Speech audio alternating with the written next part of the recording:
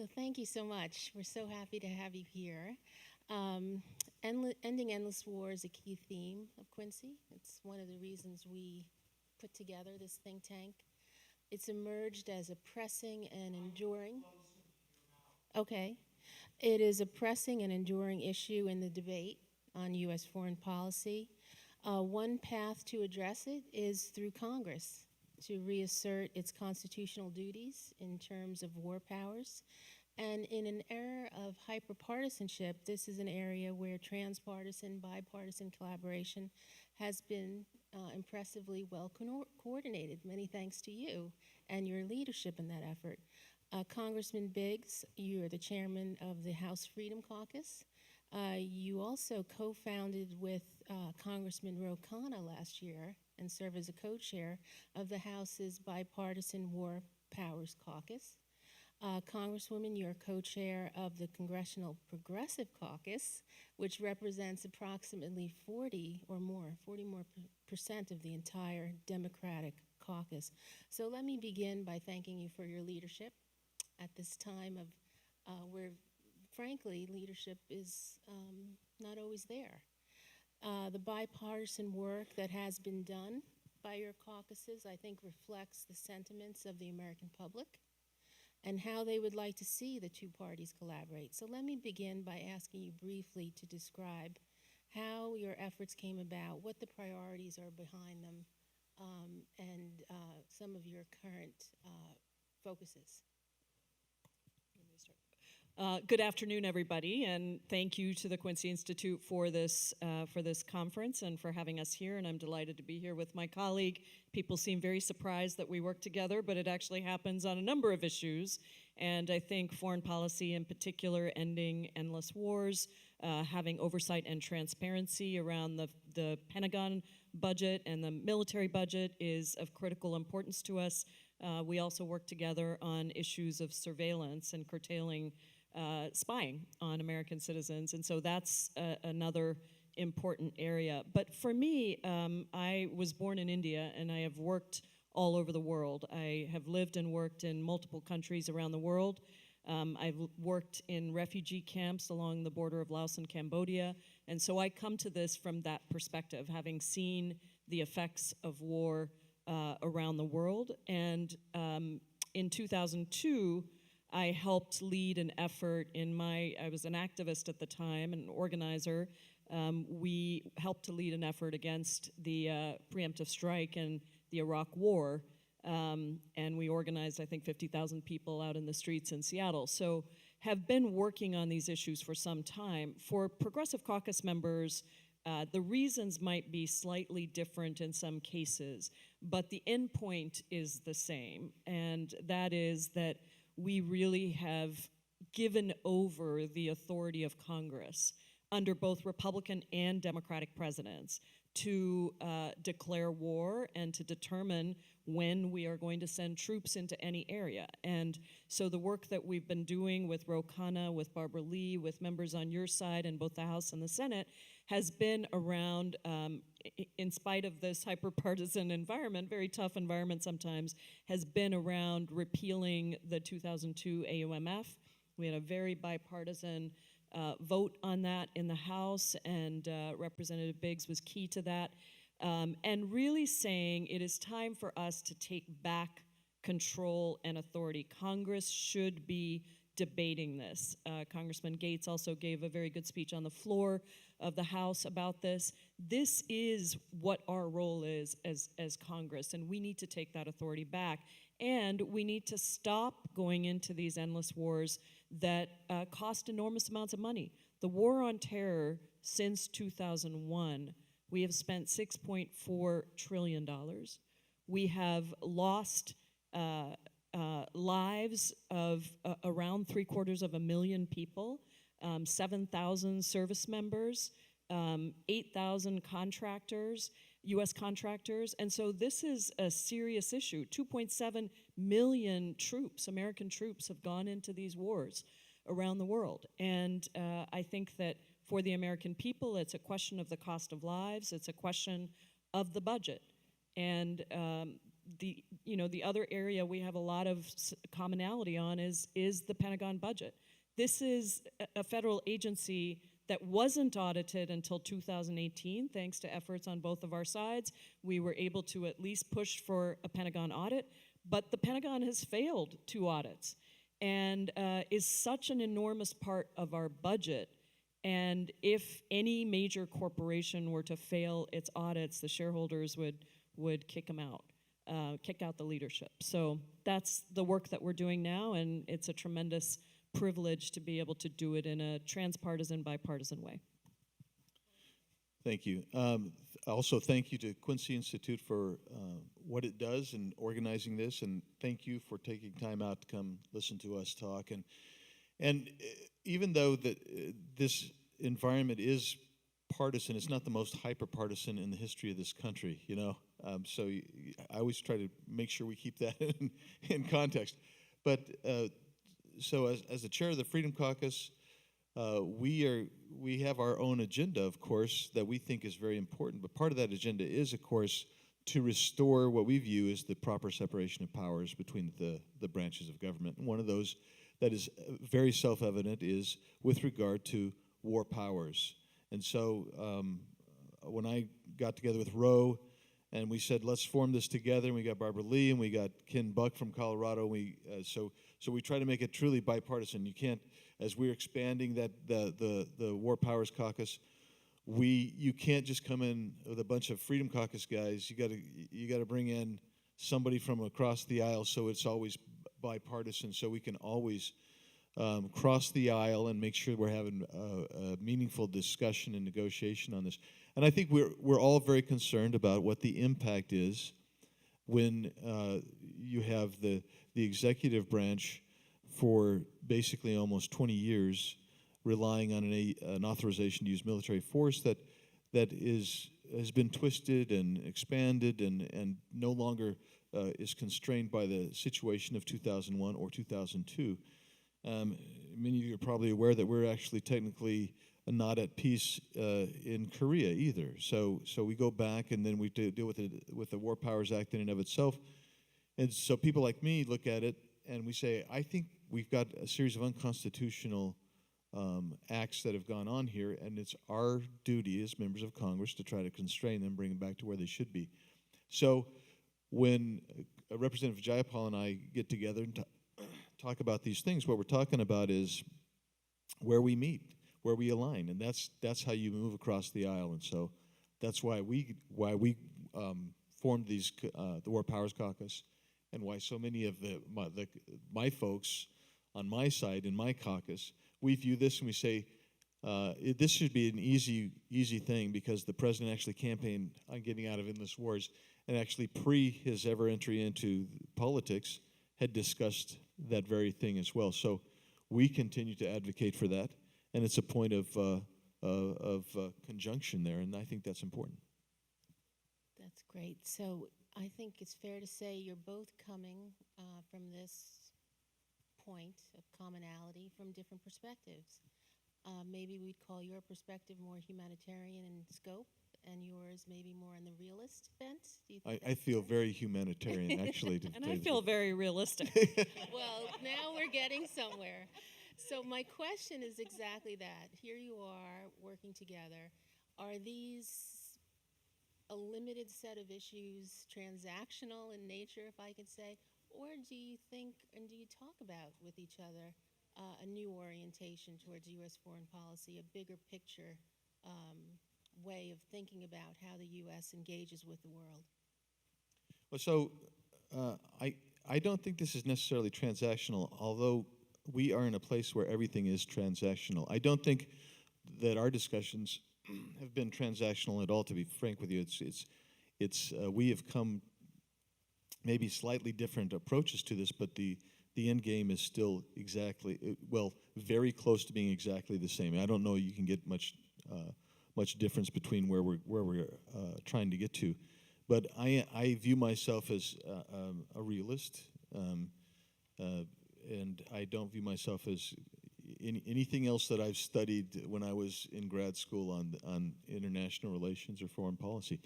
But the bottom line is, I think that we come back to the same conclusion, regardless of how you view yourself philosophically.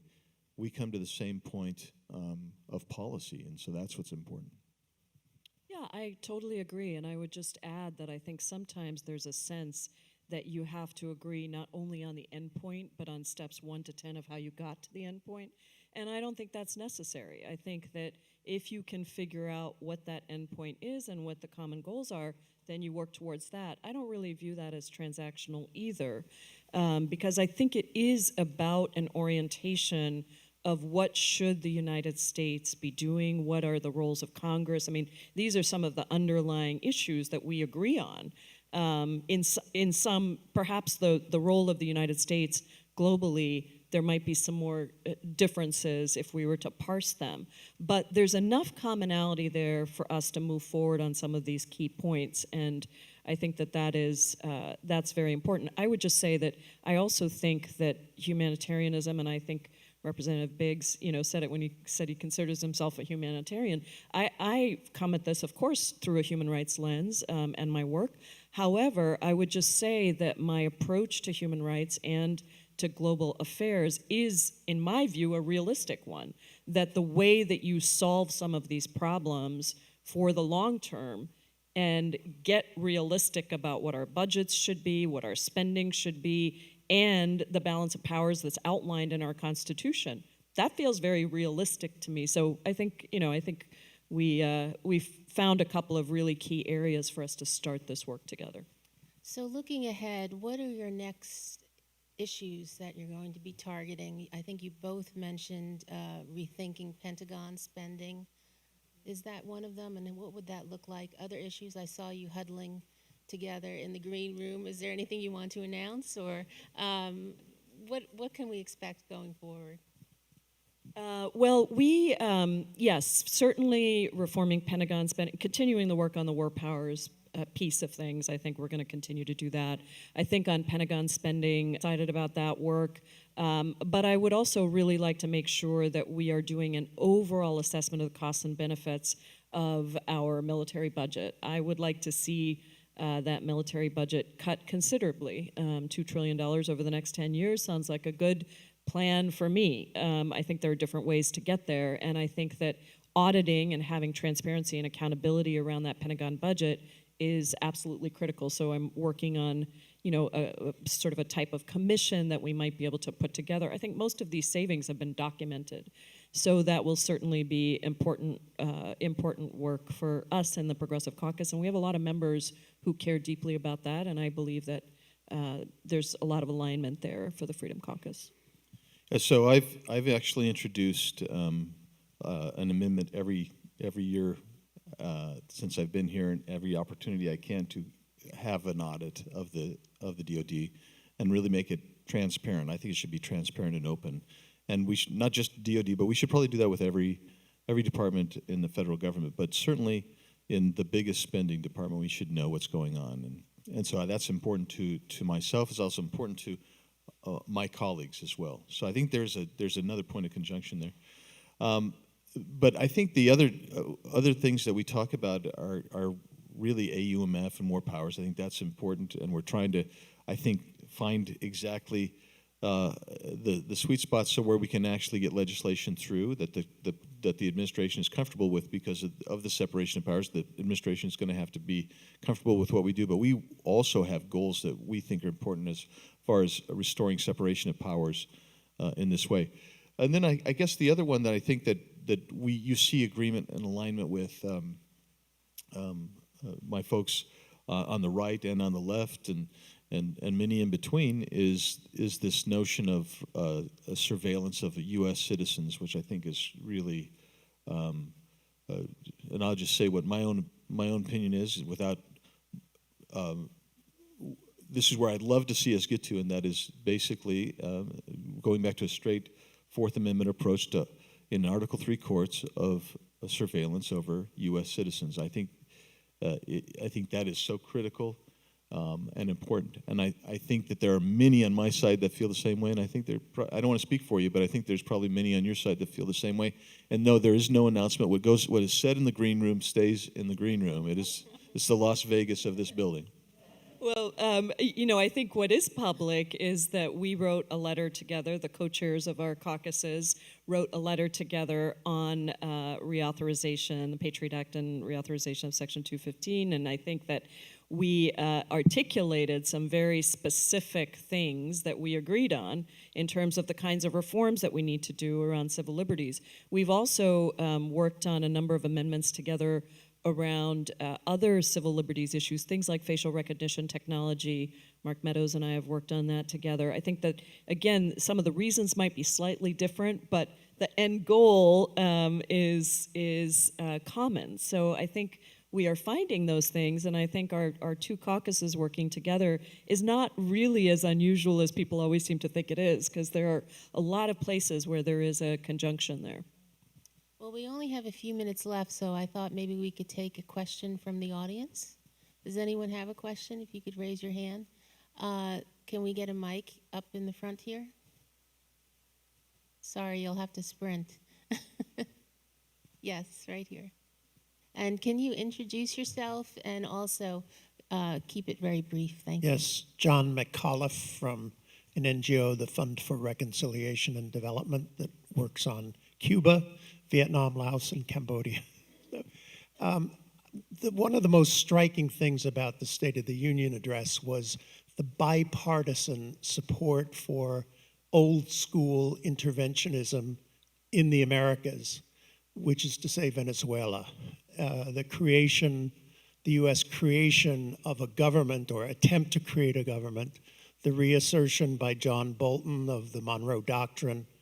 It was as I say, seemed, watching on television, bipartisan standing ovation to someone who really had no internal standing except as a leader of a faction in Venezuela, but somehow we have assumed that we have the right to determine, and therefore we've exacerbated the humanitarian problems for all of the people of Venezuela. Well, I can just say I don't know if this is an area where there's complete agreement from even within my own progressive caucus, let me say that. But certainly Mark Pocan and I did release a statement that was not in the vein of what you saw at the State of the Union. I was not one of the people that stood up there. I do believe we have to look very carefully at how the United States engages and intervenes in other countries, and we have to think about what it means for people to be able to select their own leaders, to have democratic processes, and I don't believe that that is what happened in Venezuela, and I don't think that you can say that because somebody was very bad, that allows us to do certain things. I think those things get conflated all the time, and they shouldn't be. I think it has to come down to what our policy is. So I would be in line with your thinking, but I can't tell you that our entire Democratic caucus or even our Progressive caucus completely agrees. We are also divided on that. Yeah, I think I'm going to have to just probably disagree with you a little bit because, and it gets to how are you going to define intervention, frankly, and I'm not sure that we've across the entire spectrum, if we've defined what constitutes intervention in a clear enough manner to address this, except for me to say this. First, I agree with Representative Jayapal that just because you've got a horrible leader does not mean that we have license to intervene in the way that I think of intervention. Secondarily, I would say that I think it is, if we believe that there was a valid regime change or electoral decision that has been obviated by that internal bad regime, the regime that we see horrible things going on, horrible human rights violations, etc. I don't know that it is necessarily the worst thing in the world for you to acknowledge that you think that the person who is rightfully elected has been prevented from taking office. That is what I took that to mean, the State of the Union, and I think that's what most people, and I don't know what most people were thinking, but that's the way I interpreted it, and I viewed Maduro as a legitimate leader. I'm sorry, I got it backwards. Thank you. Let's keep it all in this room, please, okay? when I make those kind of gaffes, you know. That's a really bad gaffe. But anyway, the point is that I think I made it clear what I'm trying to get at is if we believe that this guy is the legitimate president, then we can acknowledge them. And the question is, how do you then take another step and try to install that leader? And we haven't taken that overtly anyway. And I think that this question of what is intervention is really important, and maybe that is something at some point we can dive into a little bit more, because I think there are ways for the United States to intervene. I'm not an isolationist, and I think that's also important to say. There are ways that the United States can intervene, but to me it wouldn't be in the way that we were doing. It would be by engaging in a multilateral coalition and trying to use our influence in a different way. So I think these are all things that there isn't probably the kind of agreement that we have on some of the things we started the conversation with, but there is potential there for sure. There's an opportunity to discuss and meet, and that's where, if you're going to find points of conjunction where you get together, that's where it's born from, is taking an issue like this and say, what did you think? How do you resolve? And what are next steps? And sometimes you just never get there. I mean, let's be frank. Sometimes you never get there, but a lot of times you find you have more in common than you otherwise knew. On this question of intervention, we will definitely have to make this conversation a to be continued, because I think that would be fascinating. But we're out of time now. We have to move on to our next session, but I do want to thank you both. It's really a high note to start this conference, and we're grateful to you. Thank you for your work and your leadership. Thank you so much. Thank you, everybody.